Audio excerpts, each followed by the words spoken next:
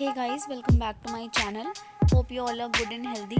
इस वीडियो में आपके साथ शेयर करने वाली हूँ साइंस का लेसन प्लान, जिसका टॉपिक है आपका भोजन यह कहाँ से आता है। ये क्लास 6 NCERT का फर्स्ट चैप्टर है। विषय आपका विज्ञान, उपविषय जीव विज्ञान, अवधि आपकी 40 मिनट, चक्र प्रथम। और वही स्टार्टिंग उसकी वैसे ही होगी, पहले विद्यालय का नाम पड़ेगा, फिर छात्र अध्यापिका या छात्र अध्यापक आप जो भी होंगे उसके अकॉर्डिंग अपना नाम डालिएगा। डेट आप जिस दिन पढ़ाने जाएंगे वो डालिएगा, इसलिए मैंने उसे ब्लैंक रखा हुआ है। नेक्स्ट है आपका सामान्य उद्देश्य। 5 सामान्य उद्देश्य आपको लिखने हैं जो कि आपके सब्जेक्ट से रिलेटेड होंगे। तो ये सेम रहेगा, चाहे मैथ्स हो, चाहे फिजिकल साइंस हो, चाहे बायोलॉजी हो, सब में सेम रहेगा कि छात्रों में विज्ञान विषय के प्रति रुचि उत्पन्न करना, छात्रों में वैज्ञानिक दृष्टिकोण का विकास करना, छात्रों में चिंतन शक्ति का विकास करना, छात्रों में तर्क शक्ति का विकास करना, छात्रों में वैज्ञानिक दृष्टिकोण का विकास करना। ओके, उसके बाद आएगा आपका विशिष्ट उद्देश्य। विशिष्ट उद्देश्य में पहला आपका है ज्ञानात्मक उद्देश्य। पहला जो ज्ञानात्मक है, इसमें क्या होता है कि बच्चे सिर्फ जान सके, इसका ये उद्देश्य होता है कि उनको सिर्फ मोटा मोटा पता हो जाए चीज़ें। तो बच्चे पौधों से प्राप्त भोजन के बारे में जान सकेंगे, और दूसरा है बच्चे जानवरों से प्राप्त भोजन के बारे में जान सकेंगे। ठीक, फिर भावात्मक उद्देश्य हो गया कि बच्चे पौधों से भोजन कैसे प्राप्त होता है ये समझ सकेंगे, और बच्चे जानवरों से भोजन कैसे प्राप्त होता है इसके बारे में वो समझ सकेंगे। उसके बाद आपका है क्रियात्मक उद्देश्य। बच्चे भोजन कहाँ से प्राप्त होता है समझकर जीवन में उपयोग कर सकेंगे। क्रियात्मक में क्या है कि अब उसे वो अप्लाई भी कर सके अपनी लाइफ में, कहीं पर अगर वो उनको कहीं ना कहीं वो चीज़ काम आ जाए। उसके बाद सहायक सामग्री है, यहाँ पे मैंने लिखा नहीं है कुछ भी, आप इसमें मेंशन कर दीजिएगा जो भी चीज़ आप लेकर जाते हो, लाइक चार्ट पेपर या फिर आप कोई मॉडल बनाकर लेकर जाते हो तो आप उसे यहाँ पर मेंशन कर लीजिएगा अपने अकॉर्डिंग। फिर पूर्व ज्ञान लिखा जाएगा कि बच्चे भोजन के बारे में सामान्य जानकारी रखते हैं। प्रस्तावना प्रश्न से पहले हम पूर्व ज्ञान लिखते हैं पूर्व ज्ञान। इस बेसिस पर ही पूर्व ज्ञान का मतलब होता है कि पूर्व ज्ञान के बेसिस पे ही हमने कुछ ना कुछ तो सोच के क्वेश्चंस जो फ्रेम किए होंगे कि बच्चों को इतना तो पता ही होगा, तभी हम उन्हें अपने प्रकरण तक लेकर जाएंगे। ठीक है, तो प्रस्तावना प्रश्न। अच्छा, कुछ लोग का कमेंट था कि मैं 4 क्वेश्चन लिया करूं एटलीस्ट प्रस्तावना प्रश्न में, तो आज मैंने 4 क्वेश्चन बनाए हैं। पहला है बच्चों आपको खाने में क्या क्या पसंद है, तो बच्चे अपना अलग अलग आंसर करेंगे। उसके बाद आप उनसे पूछोगे खाने की ये चीज़ें किससे बनी होती हैं, तो बच्चे बताएंगे अलग अलग पदार्थों से, अलग अलग चीज़ों से, वो कुछ भी बता सकते हैं।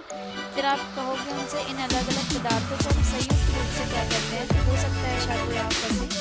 अदरवाइज आई थिंक मुझे पता होगा कि इंग्रेडिएंट संघटक कहते हैं, तो संघटक हमें कहाँ से प्राप्त होते हैं, ये समस्यात्मक हो जाएगा।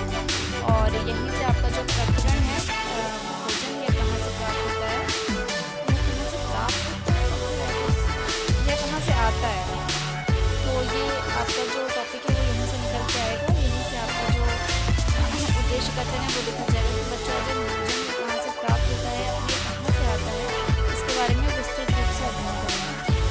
उसके बाद आपका क्या होगा, प्रस्तुतिकरण में सबसे पहले शिक्षण बिंदु होगा, छात्र अध्यापिका कथन क्रिया, छात्र छात्रा अनुक्रिया, श्याम पट्टकार और शिक्षण विधियाँ।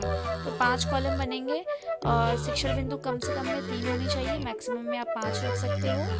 और शिक्षण बिंदु तक पहुंचने के लिए भी पहले आप विकासात्मक प्रश्न बच्चों से पूछोगे, पहला तो उनका अटेंशन सीख करने के लिए, दूसरा जानने के लिए कि उन्हें क्या कुछ पता है कि नहीं इस शिक्षण बिंदु के बारे में। तो पहला प्रश्न है कि बच्चों फल और सब्जी कहाँ से प्राप्त होती हैं, तो बच्चे बताएंगे पेड़ पौधों से।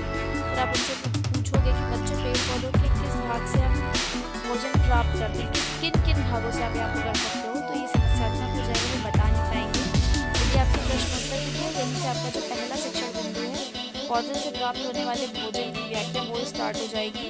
ये पूरी व्याख्या दी हुई है, ये आप नोट कर लीजिएगा। उसके साथ आप उस टाइम आप जो है आपका छात्र छात्रा अनुक्रिया में आपका रहेगा छात्र संतुलन सुनते हैं। यदि आपकी स्पष्टीकरण की चल रही है कि स्पष्ट कर रहे हैं, आई होप कि आपने इसको देख लिया होगा। इसके बाद आप बोर्ड प्रश्न पूछोगे जानने के लिए कि बच्चों को समझ में आया या नहीं आया, वो चीज़ें आपको बताइए। तो पहला रहेगा इसमें प्रश्न की खाने से प्राप्त होने वाले संगठन का नाम बताइए, बच्चे बताएंगे। दूसरा है जल से प्राप्त होने वाले संगठन का नाम बताइए। अगर बच्चे बता देते हैं तो वेरी गुड, अगर वो नहीं बता पाते हैं इसका मतलब ये है कि उनको जो आपका जो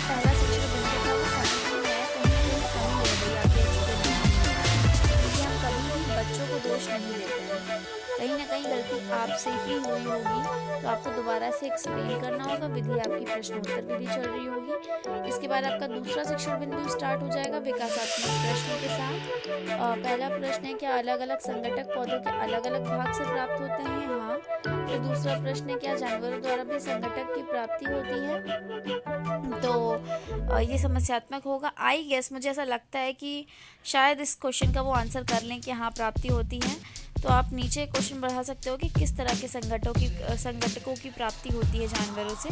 तो उस केस में आप क्या कर सकते हो, ये जो दूसरा क्वेश्चन है इसको आप फर्स्ट क्वेश्चन बना लीजिएगा और पहला वाला इसमें से हटा दीजिएगा, ये पौधों वाला। ओके, विधि आपकी प्रश्नोत्तर विधि चल रही है, तो यहीं से आपका दूसरा शिक्षण बिंदु जानवरों से प्राप्त होने वाले संगठकों की व्याख्या वो स्टार्ट हो जाएगा। ये पूरा स्पष्टीकरण दिया हुआ है आपका, आप इसको पढ़ लीजिएगा अच्छे से। छात्र क्या करेंगे, इस टाइम ध्यानपूर्वक देखेंगे और सुनेंगे। आप इस तरीके से चार्ट पेपर बनाकर भी ला सकते हो। अलग अलग स्रोत कौन कौन से आप दिखा सकते हो उनको। गाय की फोटो, मतलब जो काऊ है उसकी फ़ोटो दिखा सकते हो, और गोट की फ़ोटो आप उन्हें दिखा सकते हो कि देखो ये इससे हमें मिल्क मिलता है, और इस तरीके से। या फिर आप चार्ट पेपर पर बनाकर ड्रॉ करके ला सकते हो। विधि आपकी स्पष्टीकरण विधि है। अगर आप कुछ ड्रॉ करके लेके जा रहे हैं देन प्रदर्शन विधि भी लिख सकते हैं, ठीक है। उसके बाद आप क्या करोगे, बोध प्रश्न लिखोगे। अंडे किसका मुख्य स्रोत है? बच्चे बताएंगे प्रोटीन का। और दूसरा, शहद हमें किससे प्राप्त होता है? तो बच्चे बताएंगे मधुमक्खियों से। विधि कौन सी चल रही है? प्रश्नोत्तर विधि। इसके बाद आपका तीसरा शिक्षण बिंदु स्टार्ट हो जाएगा।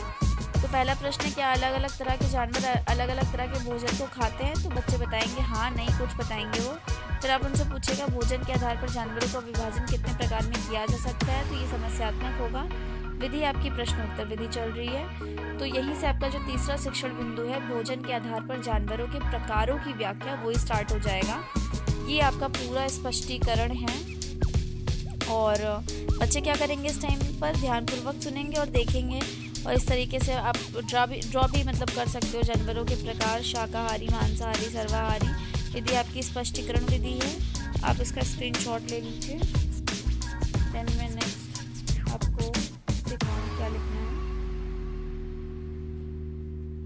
यस, उसके बाद आप बोध प्रश्न पूछोगे जानने के लिए कि बच्चों को समझ में आया कि नहीं। तो दो प्रश्न है, पौधों को खाने वाले जानवरों को क्या कहते हैं? बच्चे बता देंगे, देन वेरी गुड। नहीं बताएंगे तो आप दोबारा एक्सप्लेन करोगे। दूसरा है, सर्वाहारी के उदाहरण बताइए, तो बच्चे बताएंगे। विधि आपकी प्रश्नोत्तर। फिर लास्ट के 10 मिनट जब बचेंगे आपके पास, तो आपको क्या करना है, उन 10 मिनट में पहले आपको मूल्यांकन प्रश्न पूछने हैं। जो मूल्यांकन प्रश्न होंगे आपके, वो कम से कम में 5 होने चाहिए, क्योंकि वो पूरे लेसन प्लान को कवर करें। एटलीस्ट ऐसा क्वेश्चन हो उसमें।